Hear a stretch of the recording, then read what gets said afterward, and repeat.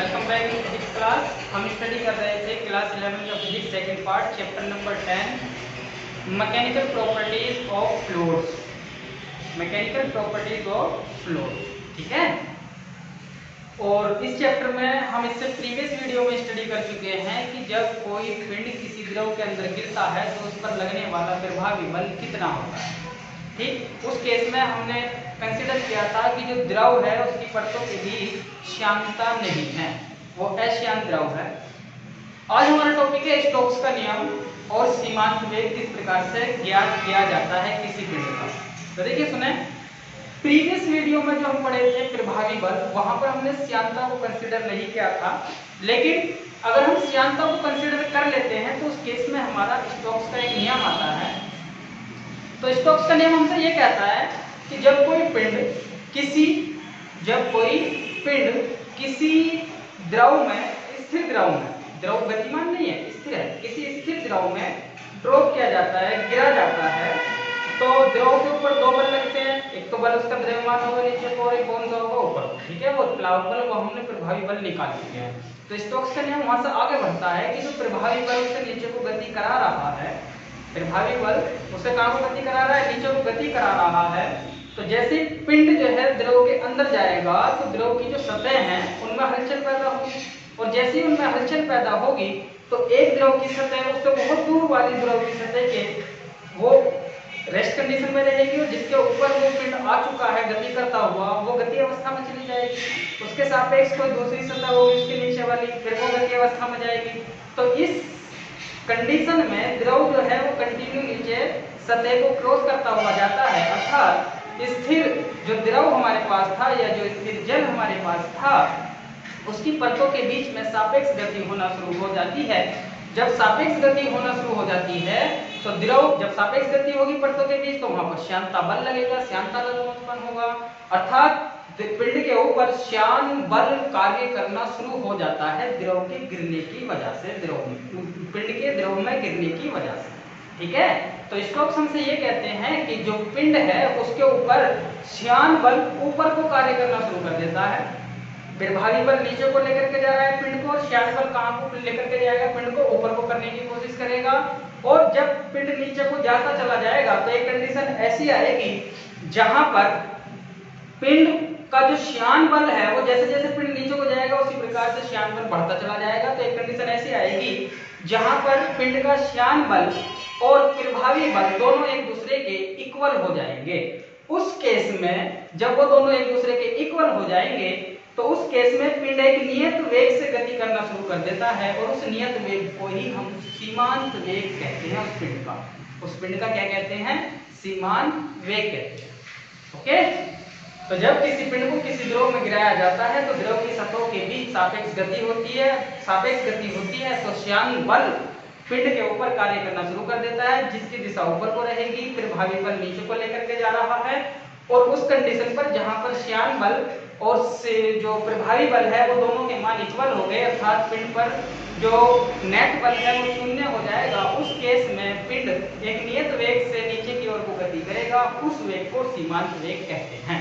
तो स्टोक्स ने कहा कि जो हमारा श्यान बल होता है वो किसी पिंड पर, डायरेक्ट बताया उन्होंने कि जो श्यान बल होता है वो किसी पिंड पर 6 पाई ईटा आर वी के बराबर होता है, 6 पाई ईटा आर वी के बराबर होता है, जहां पर 6 पाई कांस्टेंट है, ईटा द्रव का श्यानता गुणांक है जिस द्रव में पिंड को गिराया गया है, और द्रव की त्रिज्या, उसकी जो गोली है हमारी उसकी त्रिज्या है, जो पिंड है उसकी त्रिज्या है, और v है सीमांत वेग। v क्या है हमारा, सीमांत वेग, ठीक है। अब हम इसको प्रूव कर सकते हैं, वो प्रूव हम इसको डायमेंशनल फॉर्मूले से करेंगे कि क्या यह फॉर्मूला सही है या नहीं है। तो हमको पता है कि किसी पिंड पर लगने वाला जो श्यान बल है वो द्रव में के श्यानता गुणांक ईटा, पिंड की त्रिज्या r और सीमांत वेग, द्रव जो पिंड है द्रव के अंदर गति कर रहा है उसके सीमांत वेग v पर निर्भर करता है। तब f समानुपाती हो जाएगा ईटा r v, ईटा की पावर a, r की पावर b और v की पावर c। जो हमारा डायमेंशनल एनालिसिस हम पढ़े हैं पहले जो इसका पार्ट है उसमें पहले दूसरा चैप्टर है यूनिट्स एंड मेजरमेंट्स वाला, उसमें हम डायमेंशनल एनालिसिस पढ़ते हैं। तो किसी अगर हमें ये पता है कि कोई भौतिक राशि कितनी अन्य भौतिक राशियों पर किस प्रकार निर्भर करती है, तो हम उसका सूत्र की उत्पत्ति करते हैं कि जो भौतिक राशियों पर निर्भर कर रही है उनकी घातें मान करके चलते हैं कि जो श्यान बल है वो ईटा की a घात पर, त्रिज्या की b घात पर तथा जो सीमांत वेग है वो किसी घात पर निर्भर करता है। तो तब f समानुपाती क्या हो गया हमारा ईटा की पावर a, r की पावर b और b की पावर c। ठीक है, अब यहाँ से समानुपाती का निशान हटाएंगे, एक कांस्टेंट लगाएंगे, ईटा की पावर a, r की पावर b और b की पावर c। ठीक है, दोनों पक्षों की विमाएं लिखने पर तो f की विमा हो जाएगी m l t माइनस 2, ईटा की विमा m l minus 1 t minus 1, r क्या है हमारा त्रिज्या, त्रिज्या मतलब l की पावर b और ये हो गया l t माइनस 1 की power c, l t minus 1 की पावर c। ठीक है, चलिए m l t raise to the power minus 2, ये a है यहाँ पे, अंदर मल्टीप्लाई करेंगे पावर की m raise to the power a, l to power minus a, t to power minus a, l to power b, l to power c, t to power minus c। जो एक जैसे आधार वाले हैं उनको एक साथ लिख लेते हैं, mlt माइनस 2, ये हो गया m अकेला है तो m की पावर हो गया a, l ये रहा ये रहा ये रहा तो l की पावर हो जाएगी minus a plus b plus c, t हो जाएगा माइनस a माइनस c।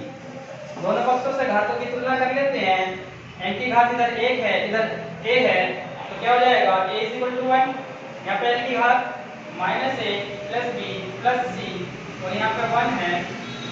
देखिए ये देख लेते हैं minus a minus c equal to है माइनस 2। ठीक है, a की वैल्यू माइनस 1 रखूंगा, minus c equal to minus 2, ये minus 1 plus 2 equal to c, ये c इक्वल टू कितना आ गया 1। a की वैल्यू 1, c की वैल्यू 1, यहाँ पर पुट करेंगे a और c की वैल्यू, तो यहाँ पर c की b की वैल्यू क्या आ जाएगी 1। ठीक है, तो a b और c की वैल्यू कितनी आ गई 1। ये जो हमारी इक्वेशन नंबर 1 आई थी, यहाँ पर जो ये रिलेशन बना था वहां पर abc की वैल्यू रखेंगे तो f इक्वल टू आ जाएगा k ईटा की पावर 1, r की पावर 1 और v की पावर भी 1। ठीक है, प्रयोगों के आधार पर स्टोक्स ने प्रयोग किया तो प्रयोगों के आधार पर k की वैल्यू आती है 6 पाई, देन हमारा जो श्यान बल है वो आ जाता है 6 पाई ईटा rv।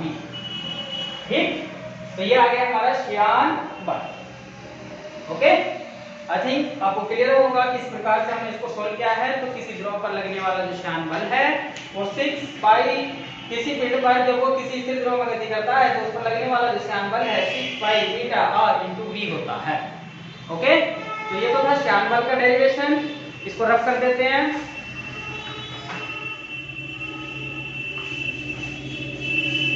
अब सीमांत वेग का मान और निकाल लेते हैं कि जब पिंड किसी द्रव के अंदर गिरा और उस पर एक सीमांत बल ऊपर को लग रहा है और प्रभावी बल नीचे को लग रहा है, जिस प्रभावी बल का मान हम कल ज्ञात किए थे। माना एक पिंड है जिसकी त्रिज्या r है, तो इसके ऊपर यहाँ पर लगेगा श्यान बल that is 6 pi r eta r v और इस इधर को लगेगा प्रभावी बल। कौन सा बल भैया? प्रभावी बल।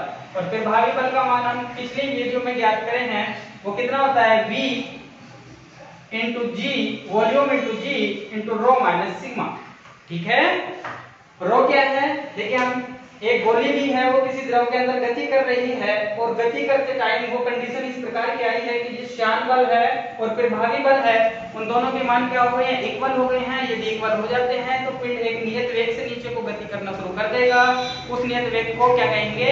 v या सीमांत वेग। ठीक है, तो हमने माना है कि एक गोली है जिसकी त्रिज्या कितनी है? r है, और एक गोलाकार गोली है, ठीक है, उसकी त्रिज्या कितनी है? r है, और वो उसका जो घनत्व है जिस पदार्थ की बनी हुई है उस गोली का घनत्व रो है। किसी ऐसे द्रव में गिरती है जिसका घनत्व सिग्मा है, जिसका घनत्व कितना है? सिग्मा है। ठीक है, तो सीमांत वेग कब बनेगा? जब ये बल और ये बल दोनों कैसे हो जाएंगे? इनका वैल्यू दोनों की कैसी आनी चाहिए? इक्वल आनी चाहिए। दोनों की वैल्यू कैसी आनी चाहिए? इक्वल। अर्थात नेट बल कैसा होना चाहिए? शून्य, क्योंकि श्यान बल बराबर होगा प्रभावी बल के। भैया जो नियत वेग है, जो सीमांत वेग है, तभी तो प्राप्त करेगी गोली प्रभावी बल। और ये कितना होता है? 6 pi eta R V is equal to V into G rho minus sigma.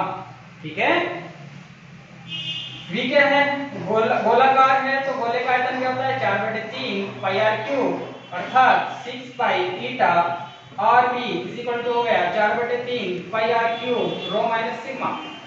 ठीक है, कैंसिल आउट करते हैं, पाई से पाई कैंसिल हो जाएगा, ये हो जाएगा 2 3 6 2 दूनी 4 3 का मल्टीप्लाई इधर हो जाएगा तो eta R V is equal to हो गया 2/9 कितना हो गया 2/9 R cube rho minus sigma. एक पावर कैंसिल हो जाएगी, इससे 2 बचेगी। v की वैल्यू हमें निकालनी है, ये 2 है तो v की वैल्यू हमें निकालनी है, ईटा इसके नीचे चला जाएगा तो v की वैल्यू क्या होगी हमारी R square 2/9 R square rho minus sigma divide by eta.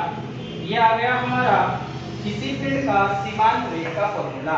ये क्या आ गया हमारा किसी पिंड के सीमांत वेग का फॉर्मूला। अब यदि हम बात करें ये कांस्टेंट, ये देखिए गोली का घनत्व रो वो कांस्टेंट होता है और ये जो है हमारा द्रव का घनत्व सिग्मा ये भी कांस्टेंट रहेगा, श्यानता गुणांक भी कांस्टेंट रहेगा, ये भी कांस्टेंट है। तो v is directly proportional to r square।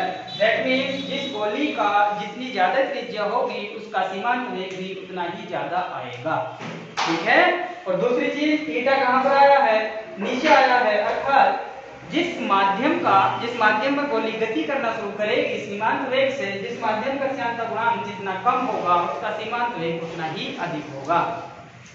तो कोई ऑब्जेक्ट यदि वायु में गिरना शुरू होता है और एक वही ऑब्जेक्ट एक बार द्रव में गिरना शुरू होता है तो उसका सीमांत वेग वायु में ज्यादा रहेगा अपेक्षा टू द्रव। क्यों? क्योंकि द्रव का श्यानता गुणांक वायु से ज्यादा होता है। ठीक है, अब यहाँ पे एक केस बन जाता है यदि रो इज लेस देन सिग्मा, यदि रो की वैल्यू सिग्मा से कम हो गई तो यहाँ पे जो v की वैल्यू है वो कैसे आएगी, नेगेटिव आएगी, अर्थात पिंड नीचे की ओर को ना गति करके कहां को गति करना शुरू करेगा, ऊपर की ओर को सीमांत वेग से गति करेगा। इसका एग्जांपल हम देख सकते हैं कि जब हम गुब्बारे में गैस भर देते हैं तो वो कहां को जाता है, ऊपर को जाता है। क्यों?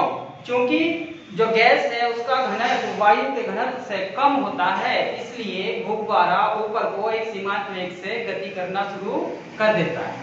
ठीक है, तो आज की जो हमारी वीडियो थी हमने स्टडी किया स्टोक्स का नियम, अर्थात स्टोक्स ने बताया कि जब पिंड किसी द्रव में गिरता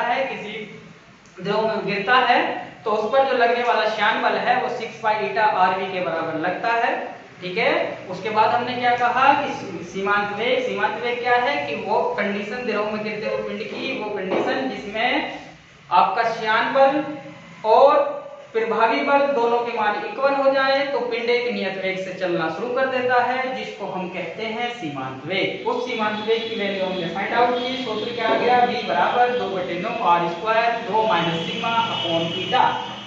r क्या है, गोली की त्रिज्या, रो क्या है, गोली के पदार्थ का घनत्व, सिग्मा क्या है, द्रव का घनत्व, ईटा क्या है, श्यानता गुणांक, द्रव का श्यानता गुणांक। ठीक है, तो आज की क्लास हमारी पूरी होती है। बाकी जो है हम अविरतता का सिद्धांत, प्रिंसिपल ऑफ कंटिन्यूटी अगली जो क्लास होगी उसमें स्टडी करेंगे। वीडियोस को ध्यान से देखा करें, यदि किसी को कोई प्रॉब्लम है तो वो कमेंट करके पूछ सकता है। ठीक है, वीडियो देखने के लिए thank you very much. Channel को सब्सक्राइब और बेल आइकन दबाएं जरूर, आपको पता चलेगा कि नई वीडियो अपलोड हो चुकी है।